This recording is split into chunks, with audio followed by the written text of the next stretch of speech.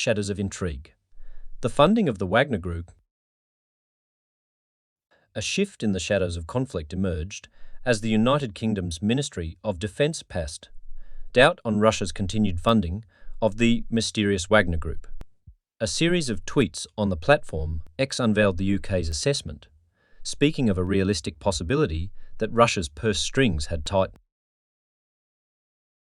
The Russian state's actions against the business interests of Wagner's owner, Yevgeny Prigozhin, following a failed mutiny, raised suspicions.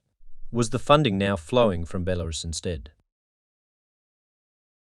If the Russian state no longer pays Wagner, the second most plausible paymasters are the Belarusian authorities, the UK mod declared. Yet it acknowledged the strain such funding might place on Belarus's resources, speculating on a potential downsizing and reconfiguration of the Wagner Group. The news stirred whispers of backroom deals and hidden agendas, revealing a web of intrigue that lurked behind the fog of war. Midnight strikes. Destruction in Olshki.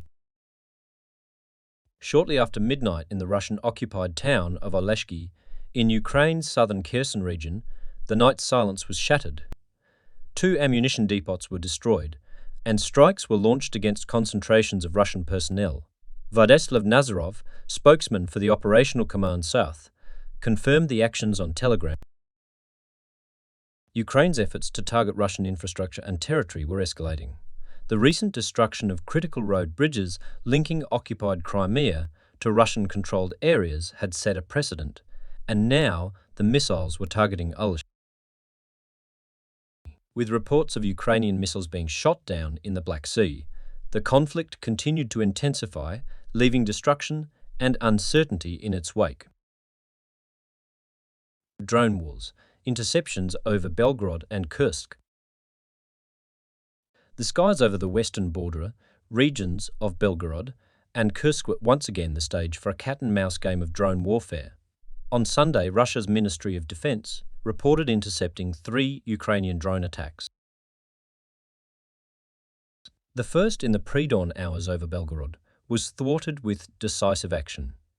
An attempt by the Kiev regime to carry out a terrorist attack using a single unmanned aerial vehicle was thwarted, the ministry said. 2 more attempts followed, with the second and third drones intercepted at 11 a.m. and 11:30 a.m. respectively. The Kursk region was also a target, but Russian defences held strong.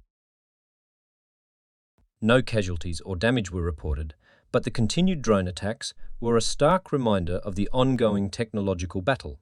As the weekend's skirmishes drew to a close, the Russian Federation remained vigilant, aware that the next drone could already be on its way.